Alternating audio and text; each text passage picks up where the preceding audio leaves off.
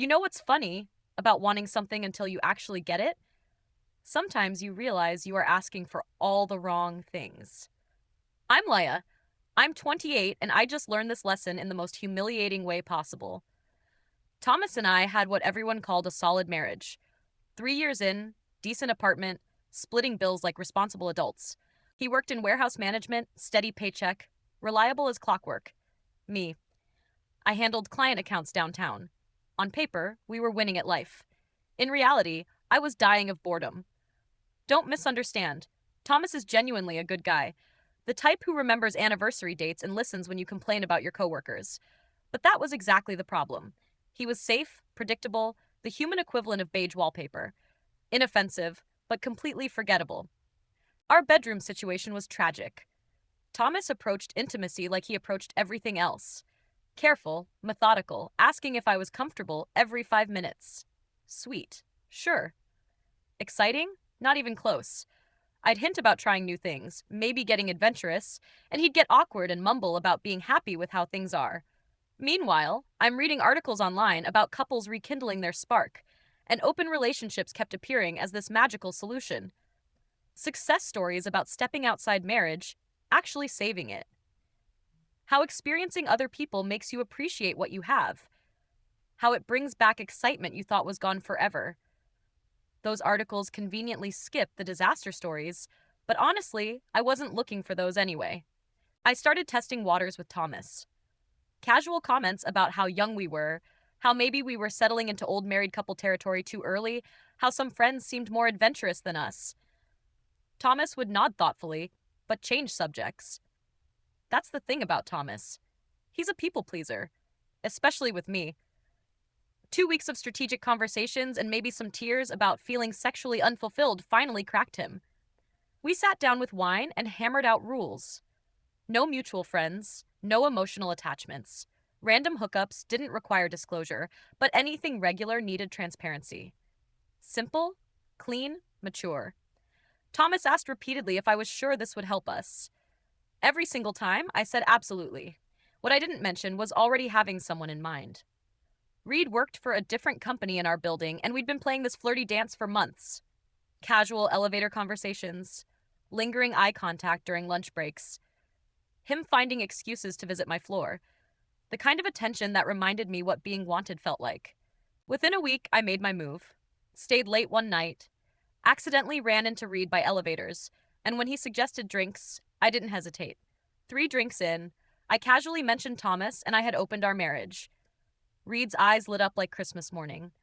Our first hookup happened during lunch break at some hourly hotel Reed knew. It was everything my marriage was: a passionate, spontaneous, dangerous. Reed knew exactly what he wanted and wasn't afraid to take it. For the first time in months, I felt alive. Thomas noticed immediately.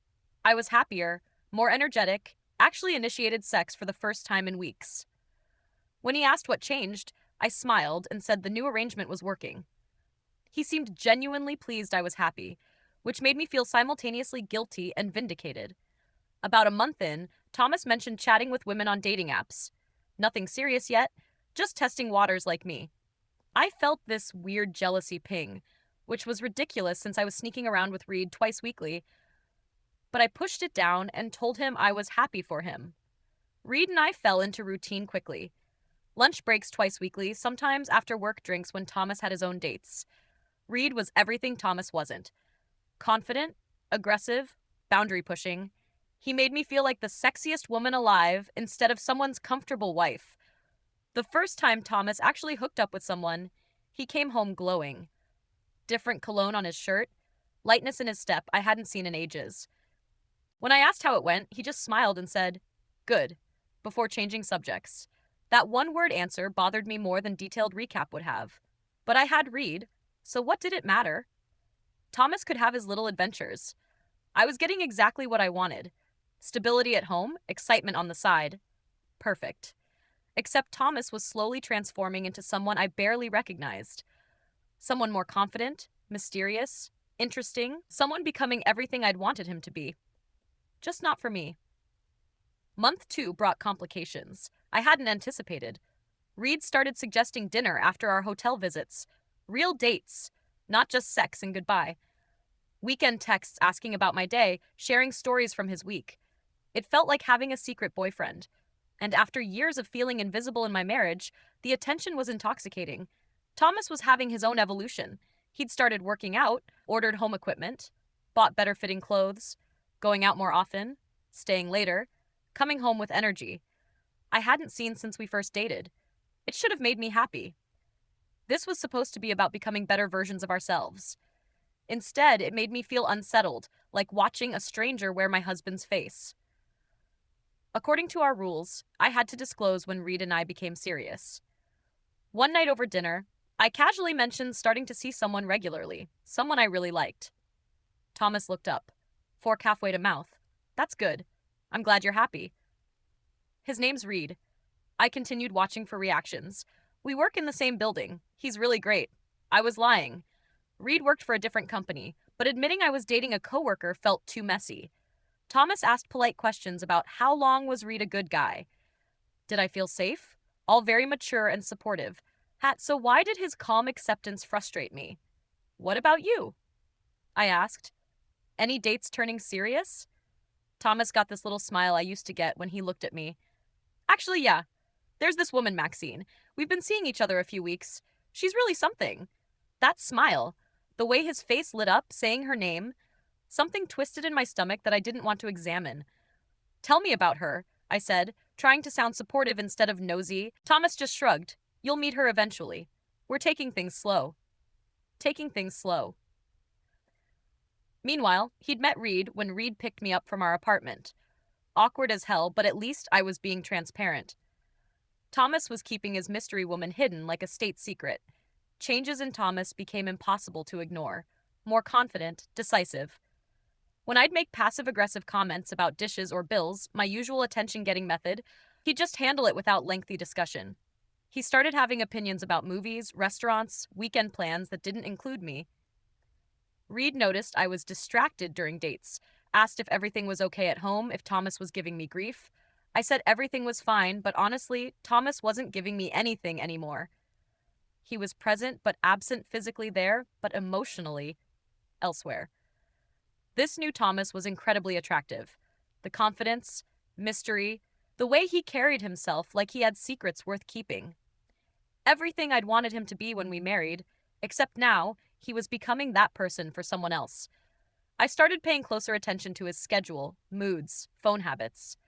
Thomas had always been an open book, phone lying around, never minded if I glanced at messages. Now he kept it face down, took it to the bathroom, smiled at texts he didn't share. When I asked about Maxine again, Thomas deflected, said they were still figuring things out. Didn't want to jinx anything, but his whole demeanor changed, mentioning her, softer, happier, like thinking about something wonderful. Reed was pushing for more commitment, started talking future plans, trips we could take. How nice if I could spend whole nights instead of stolen hours. You know, this isn't sustainable forever, Reed said one afternoon in our usual hotel room. Eventually, you'll have to choose. Choose what? Whether you want a real relationship or you're content being a part-time girlfriend forever. For the first time since this started, I wondered if I'd made a terrible mistake.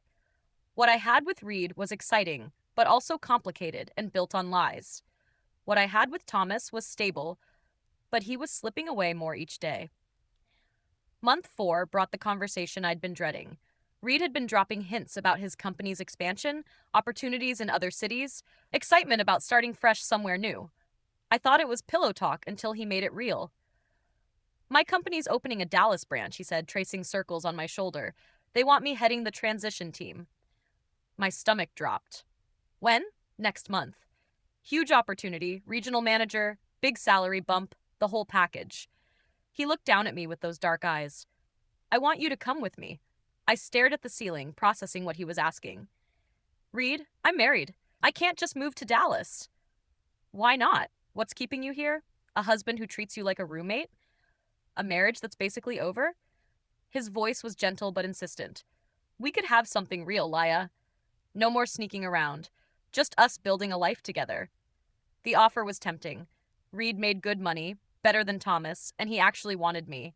Not the polite, distant version Thomas had settled for, but the real passionate me.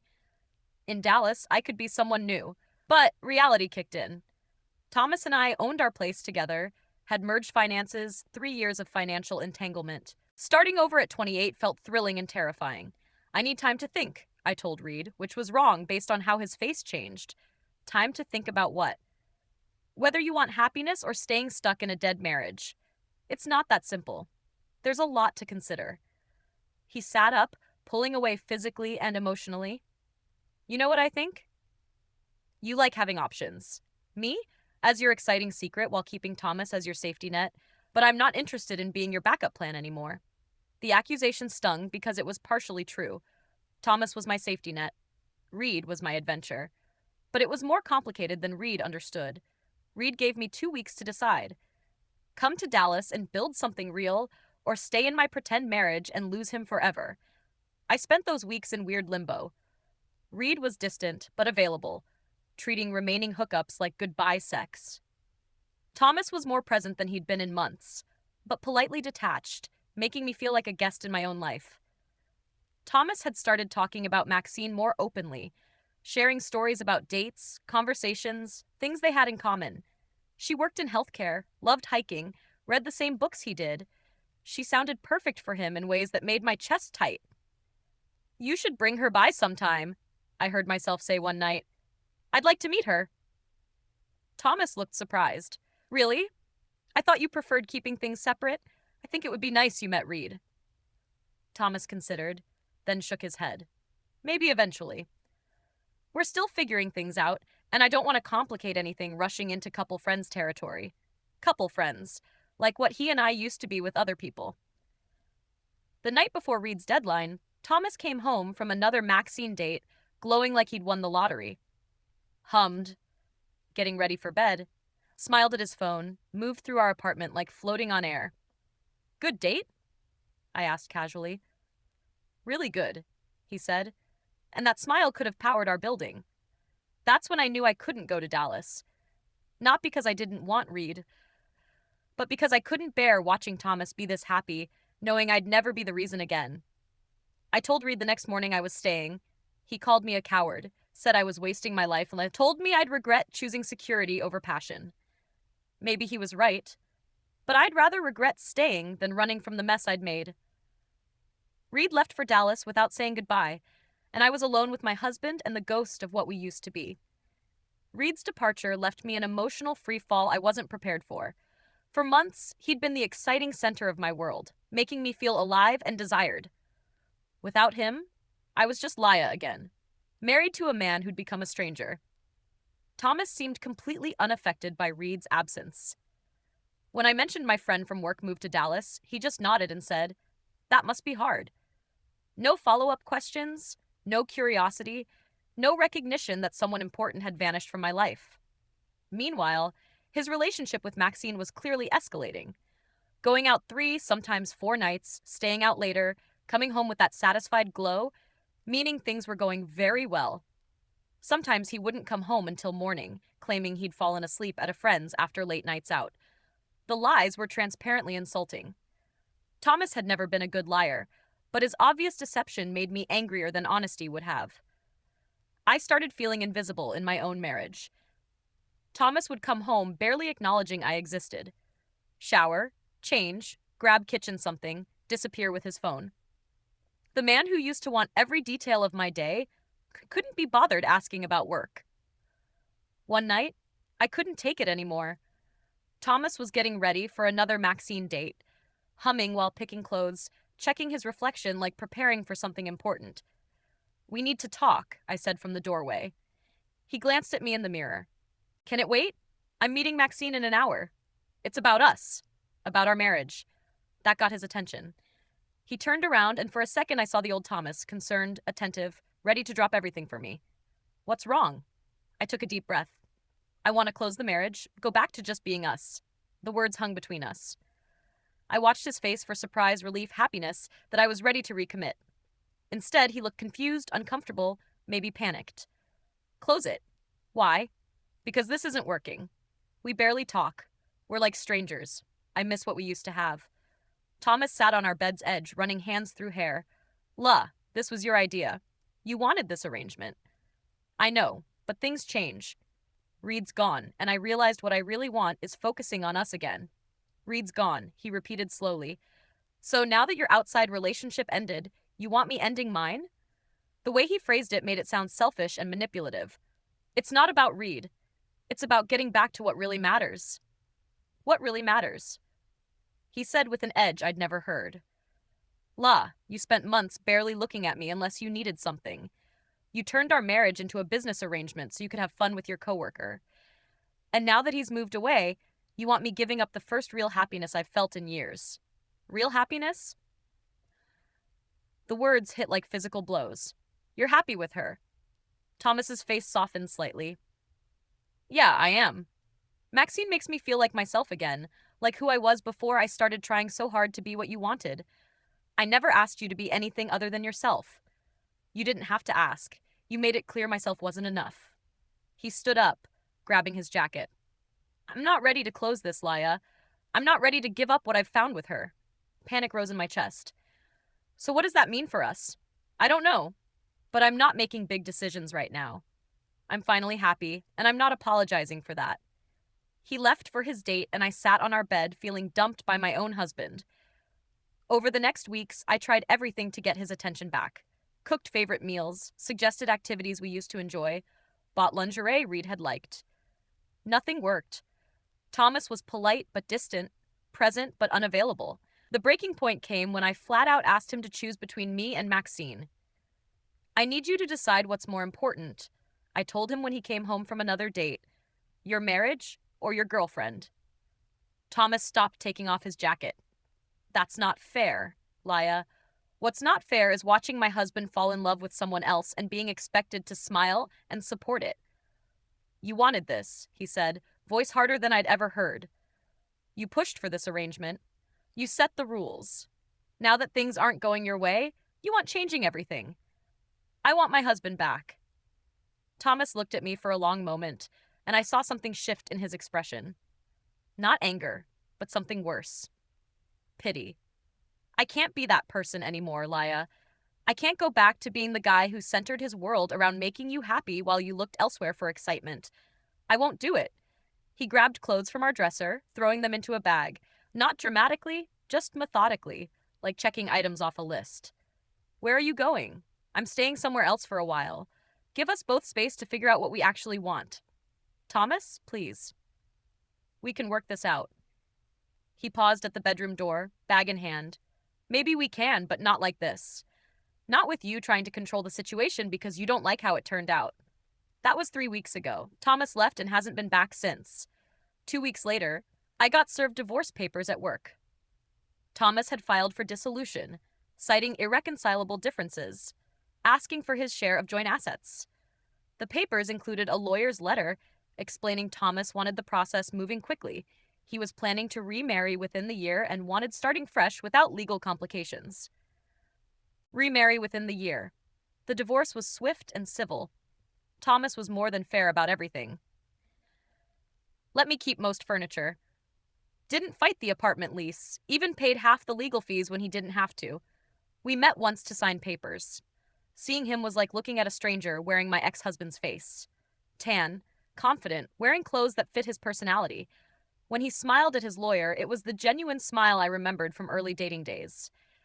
You look good? I told him. Thanks. I feel good. He didn't return the compliment. Are you happy? Thomas considered seriously, like always. Yeah, I really am. For the first time in a long time, I'm exactly where I want to be with exactly who I want to be with. 6 months later, I saw the wedding announcement on social media. Thomas and Maxine had married in a small ceremony, surrounded by family and friends. Photos showed them laughing, dancing, looking at each other like they couldn't believe their luck. Thomas looked like the happiest man alive, and Maxine looked like someone who deserved to make someone that happy. They looked like people who'd built something real together. I closed the laptop and looked around my empty apartment, the same place where I'd started this mess, wanting something more exciting. The rent was too expensive for one person, but I couldn't bring myself to move. It felt like admitting defeat. Reed had stopped answering my texts months ago. He'd found someone new in Dallas, someone without complicated history and divorce baggage. I was 30 now, single, finally understanding the difference between wanting something and deserving it. I'd wanted excitement, passion, options. I'd gotten all those things briefly. What I deserved was losing the one person who actually loved me while I was busy looking for something better. Thomas found his happily ever after with someone who appreciated what he offered. Reed found his fresh start with someone who could commit fully. And I was left with consequences of thinking I could have everything without risking anything. The house always wins, they say. I just never realized I was betting against myself the whole time. If this confession kept you hooked, make sure to subscribe, like, and share. We share powerful true stories every day that explore the complex realities of life.